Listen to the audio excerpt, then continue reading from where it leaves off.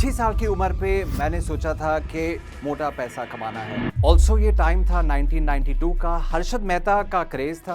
आप सब लोगों ने स्कैम 1992 तो शायद देखी ही होगी, जिसमें बोलते हैं रिस्क है तो इश्क है। जितना भी पैसा मैंने कमाया था, भाई और बहनों, सब लगा दिया मैंने स्टॉक मार्केट के अंदर। मार्केट जब क्रैश हुई हर्षद मेहता के टाइम में, राइट, जितनी भी पूंजी थी, जब मार्केट खुली सब जीरो। कि लाइफ के अंदर ऐसे सर्कमस्टांसेस, ऐसे दिन भी आएंगे जब आप क्वेश्चन करेंगे कि मैं क्या कर रहा हूं। मैंने क्रिएट की एक स्टॉक मार्केट बोर्ड गेम।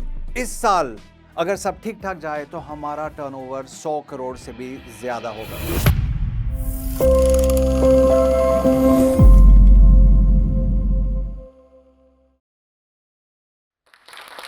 जब 6 साल की उम्र पे काफ़ी बच्चे हैं जो सोचते हैं कि कॉमिक बुक्स हम कैसे पाएँ, कैसे पढ़ें।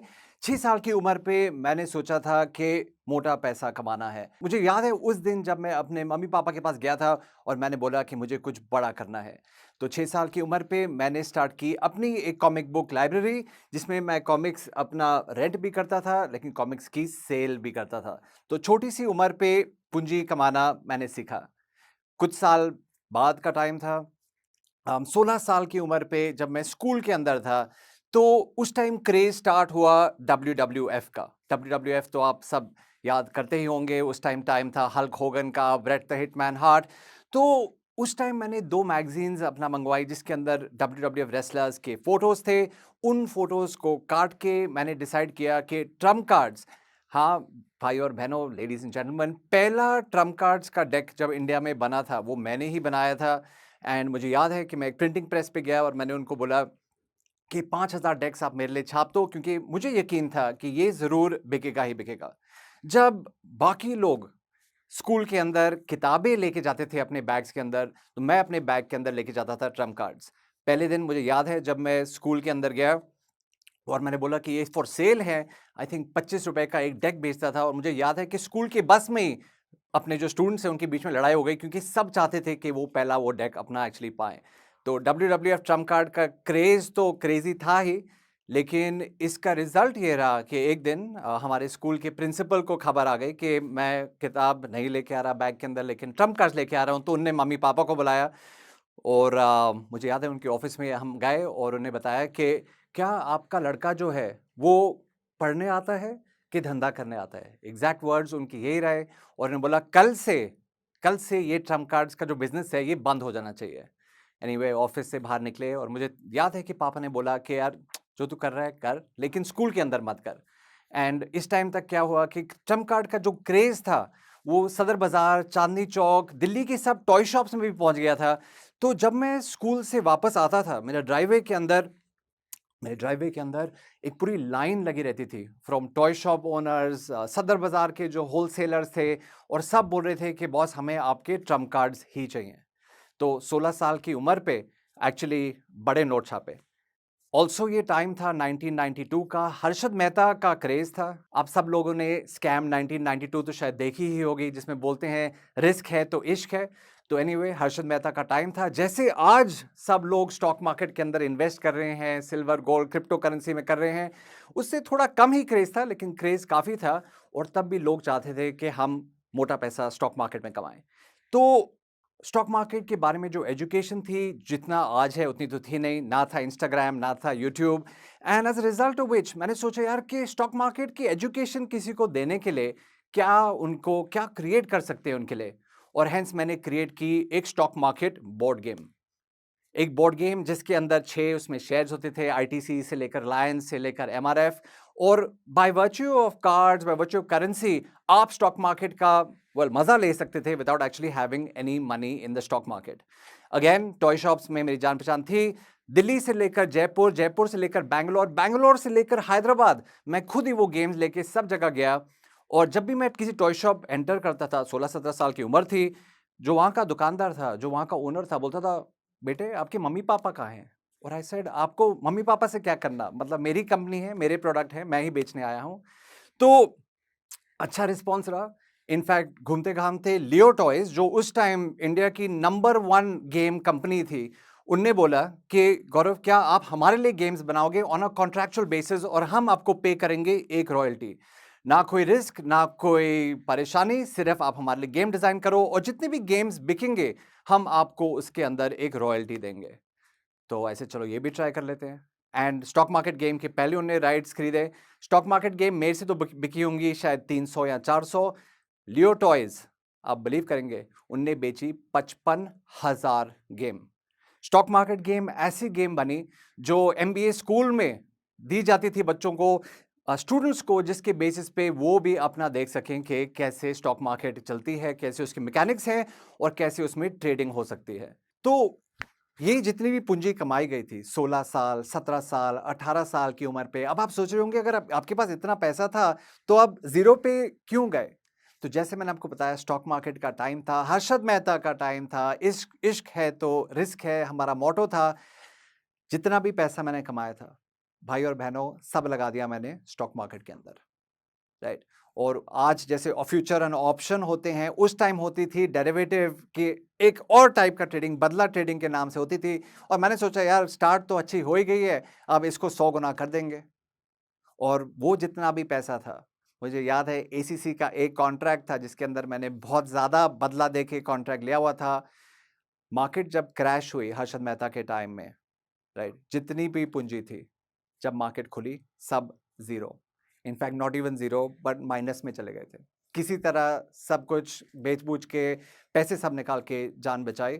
लेकिन अगेन 17 साल की उम्र पे, 18 साल की उम्र पे मैं जीरो पे आ गया था फॉर अ बिग लेसन। तो 18 साल की उम्र पे जब हर्षद मेहता का क्रैश हुआ, सब कुछ खत्म हो चुका था। मुझे याद है मैं एक जिम के अंदर वर्कआउट कर रहा था और मैंने पहने हुए थे वेट लिफ्टिंग ग्लव्स जो मेरी एक दोस्त मेरे लिए लेके आई थी यूएसए से।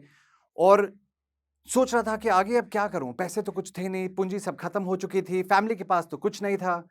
और सलीम भाई जो हमारे कोच थे, वो आके देखे, भाई तेरे ग्लव्स तो बड़े अच्छे हैं और आई विश कि इंडिया के अंदर भी ऐसे ग्लव्स मिले। और उस टाइम अगर हम 1994 95 के बारे में बात करें, तो जो जिम के अंदर जो ग्लव्स मिलते थे वो लेदर के वेट लिफ्टिंग ग्लव्स होते थे, कुछ भी अच्छा नहीं मिलता था। और मैंने सोचा कि चलो hopefully may be this is a business idea, शायद हम जिम जिम ग्लव्स का एक बिजनेस स्टार्ट करके ही कुछ कमाए। तो घूमते घामते हम पहुंचे मायापुरी इंडस्ट्रियल एरिया दिल्ली के अंदर, और वहां हमें एक शख्स मिले जो जिनने बोला कि गौरव ये मैं तेरे लिए बना दूंगा।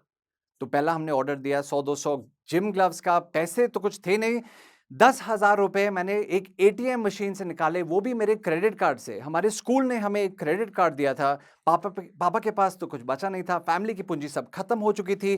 तो वो 10,000 रुपए जो मैंने क्रेडिट कार्ड से निकाले, वो 10,000 रुपए लेकर मैंने दिनेश जी को दिया, जो मायापुरी में थे, और स्टार्ट हुआ कंसोर्टियम, जो हमारी आज की कंपनी है, उसकी शुरुआत वहां से हुई।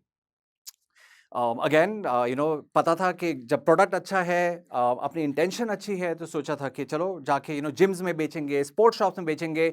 और दिनेश जी ने ये सब मेहनत देखी और उन्होंने बोला, गौरव भाई जो तू कर रहा है वो तो ठीक है, लेकिन हो सकता है ओके कि जो प्रोडक्ट आप बेच रहे हैं उसके अंदर आपका इतना अच्छा रिस्पॉन्स नहीं आएगा। तो मैंने उनको बोला कि क्या करना चाहिए। तो इनका जो काम था वो था कंप्यूटर माउस पैड्स बनाने का। और कंप्यूटर माउस पैड ऐसी चीज थी जो उस टाइम Y2K का टाइम मतलब आ रहा था, सॉफ्टवेयर हार्डवेयर कंपनीज इंडिया के अंदर स्टार्ट ही हो रही थी उनकी। कॉम्पैक, HCL, ये सारी कंपनियां, दिग्गज कंपनियां बन ही रही थी इंडिया के अंदर। और स्टार्ट हुई हमारी माउस पैड की जर्नी। और मुझे तब भी याद है कि again shop to shop, Bhikaji Cama place, Nehru place, मतलब ऐसी कोई होलसेल मार्केट मैंने नहीं छोड़ी होगी जहां मैं जाता था और मैं बोलता था कि हम आपके लिए माउस पैड्स बना सकते हैं। हमें एक ट्रायल ऑर्डर मिला, मुझे आज भी याद है, बहुत साल पुरानी बात है, लेकिन कपिल भाटिया थे computer land Bikaji Cama place के अंदर, दिल्ली के अंदर, और उन्होंने बोला कि आप जीबी गौरव मेरे लिए आप 500 माउस पैड बना दो। उस माउस पैड के ऑर्डर के बेसिस पे कॉम्पैक्ट कंप्यूटर्स, जो बैंगलोर की एक ऑफ कोर्स दिग्गज कंपनी थी, जो आज एचपी ने शायद परचेज कर ली है, उन्हें बोला कि क्या आप हमारे लिए 20,000 माउस पैड बना सकते हो कि नहीं। अगेन ना तो ऐसा शब्द है जो मेरी डिक्शनरी में था ही नहीं। और वहां शुरुआत हुई कंसोर्टियम गिफ्ट्स की। तो दो चार और भी इंटरेस्टिंग किस्से हुए। मुझे याद है कि हमारा, बिकॉज मैं बोर्ड गेम्स ही बनाता था, छोटा सा Tata press yellow pages, I mean आज के जो व्यूअर्स हैं उनको तो याद भी नहीं होगा कि टाटा प्रेस येलो पेजेस क्या होता है। लेकिन टाटा प्रेस येलो पेजेस एक पीली किताब होती थी जिसके अंदर सब अलग अलग सप्लायर्स, मैन्युफैक्चरर्स के डिटेल होते थे। और उस किताब को खोलकर आप देख सकते थे अगर आप किसी प्रोडक्ट या सर्विस को आपकी नीड थी। आज तो खैर हमारे पास इंटरनेट है, चैट जीपीटी है, लेकिन उस टाइम हम सबके पास टाटा प्रेस येलो पेजेस होते थे। छोटा सा ऐड था मेरा, मे बी इस साइज का ऐड होता था उस येलो पेजेस के अंदर। आई थिंक खर्चा मैंने शायद किया था ₹3,500 और वो ऐड देखा एक शख्स ने और उनका नाम था देवप्रिया दाम लिंटास के अंदर। Lintas very big agency India के अंदर एडवर्टाइजिंग एजेंसी और उनको एक नीड थी, उनको एक रिक्वायरमेंट थी बोर्ड गेम्स के लिए, जिगसॉ पजल्स के लिए जो मारुति देना चाहती थी ऑटो एक्सपो में।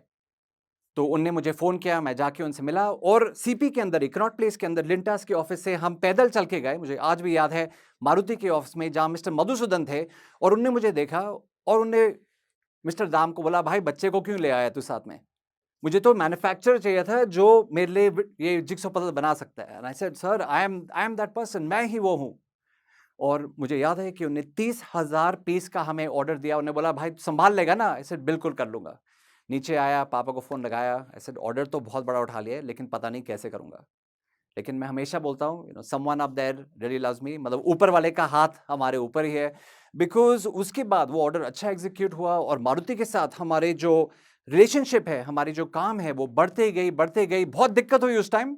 उस टाइम मुझे याद है कि जिस डाई से हमने वो जिगसॉ पजल बनाना था, वो डाई नहीं मिल रही थी। सब बोल रहा था, सब बोल रहे थे सिंगापुर से आएगी, चाइना से आएगी। आई सेड बॉस करना है तो इंडिया के अंदर ही करना है।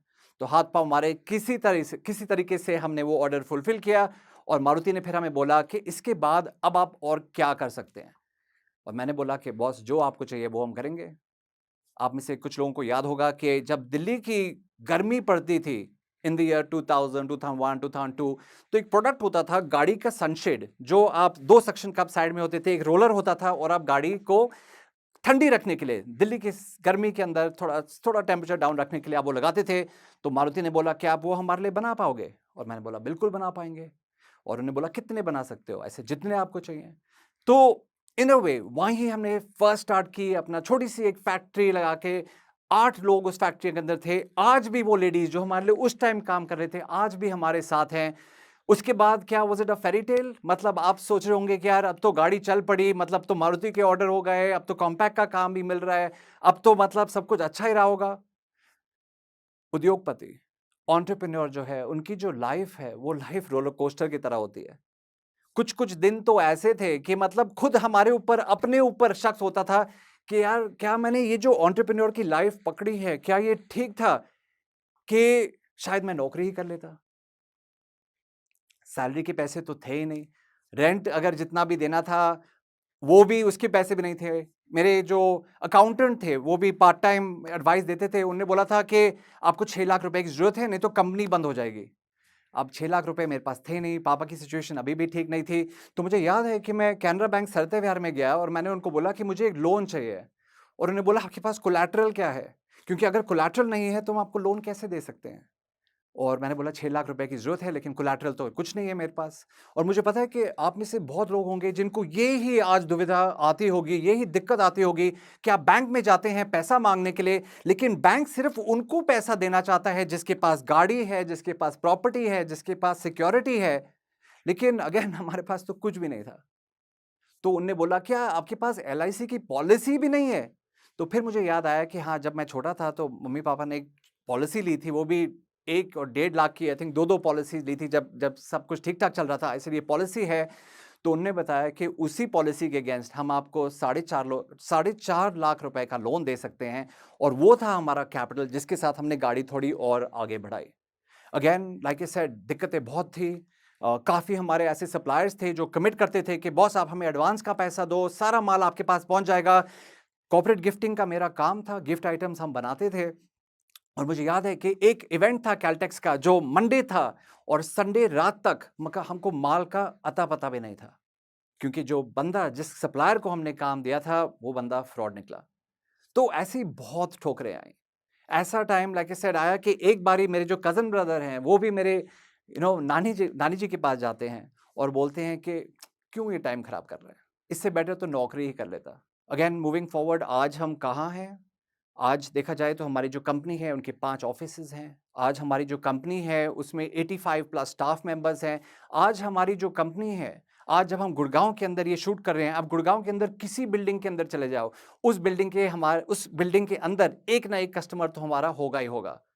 बड़ी-बड़ी कंपनियाँ जिनने हमको एक टाइम बाहर कर दिया था, क्योंकि उन्होंने बोला कि आप कहाँ से काम करते हो? मैंने बोला घर से। और उन्होंने बोला बॉस आप घर से काम कर रहे हो और सिक्योरिटी को बुला के बोलते थे कि किसको अंदर भेज दिया यार, थोड़ा सोच समझ के तो किसी को भेजा करो। आज वो ही कंपनीज़ ने हमें उनका prime vendor, okay, prime supplier बनाया हुआ है। गुड़गांव के अंदर बीएमडब्ल्यू से लेकर मारुति, श्नाइडर से लेकर axis bank, yes bank, like sir किसी भी ऑफिस, किसी भी बिल्डिंग के अंदर चले जाओ, उसके अंदर हमारा 1 या 2 कस्टमर तो रहेंगे। इसी टाइम अपना ग्रांट कार्डोन के साथ मेरी मुलाकात हुई। ग्रांट कार्डोन, जो अब आप मेरे जैकेट में देख रहे होंगे, एक 10x का लेपल पिन है। ग्रांट कार्डोन जो है खुद 26 साल के एक ड्रग एडिक्ट रहे थे, जो बिल्कुल ज़ीरो पे थे, ब्रोक थे, लेकिन आज एक बिलियनर है। तो उनके साथ हमने स्टार्ट की गौरव भगत अकेडमी, जो मेरी कंपनी है, जहां आज हम जाके कंपनीज को ट्रेन करते हैं कि कैसे उनकी सेल बढ़नी है, कैसे उनको स्केल करना है। और मजे की बात यह है, जब मैंने आपको बताया कि मैं स्कूल के अंदर किताबें नहीं लेके जाता था, ट्रम्प कार्ड लेके जाता था, 11वीं के अंदर मैथ्स के अंदर मेरी कंपार्टमेंट आई थी। कंपार्टमेंट मतलब एक रीटेस्ट लेना पड़ा, अगर वो रीटेस्ट पास नहीं होता तो भाई और बहनों में एक्चुअली 11वीं फेल होता। लेकिन मजे की बात यह है कि आज वो ही जिसको 11वीं में कंपार्टमेंट आई थी, बड़ी सी बड़ी कंपनियां, इंडिया की, ग्लोबल की, वहां जाके मैं उनको ट्रेन करता हूं, वहां जाके मैं उनको वो सीख देता हूं कि कैसे आपकी सेल्स बढ़ाई जाए, कैसे आपकी कंपनी स्केल करे और कैसे आप ट्रूली 10x भी बने। तो अगर आप मुझे 25 साल पहले पूछते कि गौरव, क्या आप उस टाइम यकीन कर सकते थे कि 10,000 रुपए जो आपने क्रेडिट कार्ड से लिए होंगे, 3, साढ़े 3, 4 लाख जो आपने कैनरा बैंक से जाकर एक लोन के तौर पे लिया होगा, क्या उस बेसिस पे आप एक ऐसी कंपनी बना सकते थे जिसके अंदर इस साल अगर सब ठीक ठाक जाए तो हमारा टर्नओवर 100 करोड़ से भी ज्यादा होगा। और टर्नओवर का आप एक साइड कर दें, टर्नओवर से ज्यादा जरूरी एंटरप्रेन्योर, उद्योगपति के लिए रहता है प्रॉफिट। और इस साल हमारा जो पैट है, प्रॉफिट आफ्टर टैक्स भी है, अगर सब कुछ ठीक ठाक जाए तो वो भी 7 करोड़ से ऊपर रहेगा। बहुत लोग चौड़े होकर बोलते हैं कि हमारे कंपनी का टर्नओवर इतना है, लेकिन मैं उनको पूछता हूं कि बॉस, टर्नओवर तो एक साइड है, कुछ कुछ कंपनी है जिनके टर्नओवर 500 करोड़, 1000 करोड़, 5000 करोड़ भी है, पर तब भी प्रॉफिट के नाम में तो उनके पास कुछ भी नहीं है। और बैंक में कर्जा इतना ज्यादा कि कभी कभार ये भी समझ नहीं आता कि रात को लोग सोते कैसे हैं। तो अगेन, जैसे मैंने आपको बताया, शुरुआत हुई थी 10,000 रुपए एक क्रेडिट कार्ड से ड्रॉ होकर। आज हमारी जो कंपनी है वो 100 करोड़ से ज्यादा टर्नओवर करके एक हेल्दी प्रॉफिट आफ्टर टैक्स भी कमाएगी। तो आप जो घर पे, ऑफिस पे, हो सकता है मेट्रो पे भी इस आज टॉक को सुन रहे हैं, अगर आप पूछेंगे मेरे से कि गौरव, आपका क्या एडवाइस रहेगा, 5 या 6 चीजें जो आप हमें बताना चाहेंगे, जो आपकी लाइफ से, किताबी बातें नहीं, लेकिन आपकी लाइफ की एक्सपीरियंसेस के बेसिस पे हम भी यूटिलाइज कर सकते हैं और इसका हमें भी 10x रिजल्ट मिलेगा ही मिलेगा। तो नंबर 1, जैसे मैंने आपको बताया, बहाने बना लो या पैसे कमा लो, आप दोनों नहीं कर पाओगे। अगर आपने बोला कि अभी टाइम नहीं है, अभी पूंजी नहीं है, मार्केट में कंपटीशन बहुत है, अमेरिका के साथ ऐसा हो रहा है, पाकिस्तान के साथ ऐसा हो रहा है, all of these are excuses. बहाने बना लो या पैसे कमा लो, दोनों नहीं कर पाओगे। आपको एक्शन में रहना ही रहना है। सेकंड चीज, आपको अपनी कंफर्ट जोन के बाहर से निकलना ही होगा। मेरी बिलीफ हमेशा यही रही है कि मीडियोक्रिटी जो है, एवरेजनेस जो है, मतलब तरक्की जो है, वो आपकी कंफर्ट जोन के अंदर नहीं होती है। आपको अपने कंफर्ट जोन से बाहर निकलना ही पड़ेगा। बाहर बारिश का टाइम है या धूप का टाइम है या सर्दी का टाइम है, गाड़ी आपकी टूट चुकी है, जो भी है, बॉस, ऑटो पकड़ो, बस पकड़ो, आपको अपनी कंफर्ट जोन से बाहर निकलना ही पड़ेगा। तीसरी चीज, हर शख्स जिससे आप मिलते हो, आपने उनको ट्रीट करना है लाइक अ मिलियनेयर। और इसका क्या मतलब है? ठीक है, नॉर्थ इंडिया के अंदर स्पेशली कभी कभार हमारी एक परसेप्शन होती है लोगों की कि यार इसकी तो औकात नहीं है। आपको कुछ पता नहीं किसकी क्या औकात है और आगे जाके उसकी क्या औकात बन सकती है। तो हर पर्सन को आप बिल्कुल रिस्पेक्ट दें, आप आदर दें, क्योंकि अगर उनका टाइम अभी भी बुरा चल रहा है और आपने उनको रिस्पेक्ट दिया, आपने उनको आदर और सम्मान दिया, मैं ये चीज गारंटी कर सकता हूं कि जब उनका अच्छा टाइम आएगा तो वो याद रखेंगे कि आपने उनके साथ किस तरीके से बात की और क्या उसका नेट रिजल्ट आया। ये भी मैं हवा में बातें नहीं कर रहा, टाइम था डॉट कॉम क्रैश का, 1999 2000, अगेन हमारे इतने ज़्यादा कंपनीज़ थे जो डॉट कॉम कंपनीज़ थी, राइट? और उसके अंदर भी एक ऐसा किस्सा हुआ था एक ऐसे शख्स के साथ जिनने हमको देने थे एकमात्र 50,000 रुपए, टाइम उनका चल रहा था बड़ा खराब, लेकिन हमने उनको पूरी रिस्पेक्ट दी, पूरी आदत दी।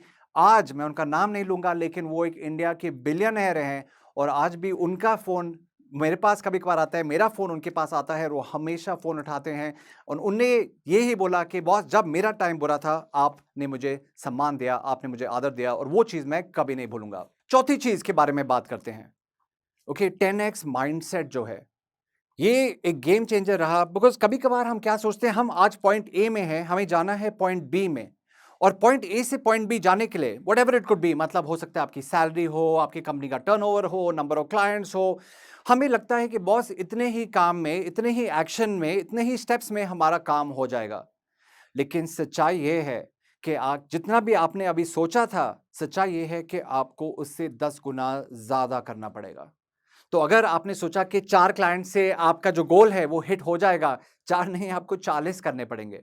अगर आपको लगता है कि 3 मीटिंग्स में आपका काम हो जाएगा, 3 नहीं आपको 30 करने पड़ेंगे।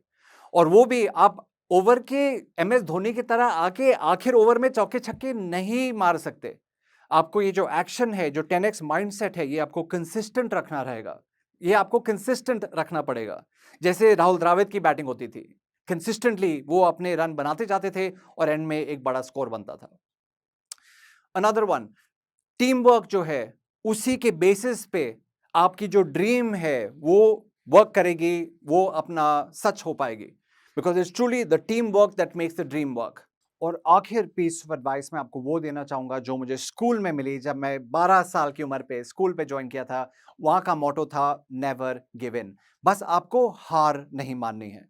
क्योंकि लाइफ के अंदर ऐसे सर्कमस्टांसेस ऐसे दिन भी आएँगे जब आप क्वेश्चन करेंगे कि मैं क्या कर रहा हूँ या मैं क्या कर रही हूँ? क्या मुझे ये पाथ लेना भी चाहिए? कि गिव अप करके हार मान जानी चाहिए। मैं आपको यही एडवाइस देना चाहूँगा कि नेवर गिव इन जो है वो आपका मोटो होना चाहिए, हार नहीं माननी। बस चलते रहना है, चलते रहना है। अगर आप दौड़ नहीं पा रहे तो आप चलें, अगर आप चल नहीं पा रहे तो आप क्रॉल करें, लेकिन हर दिन आपको थोड़ा आगे बढ़ना ही है। तो शुक्रिया, मेरा नाम गौरव भगत है and I just want to thank Josh talks for giving this amazing platform जिसके माध्यम से मैं आज आपके आगे आया हूँ। मेरी टीम कंसोर्टियम पे जो हमारी PR and all the amazing team जो हैं जो आज मुझे आपके आगे लेके आए हैं। याद रखें, ओके, हार नहीं माननी है, बस आगे चलते जाना है। This is Gaurav Bhagat.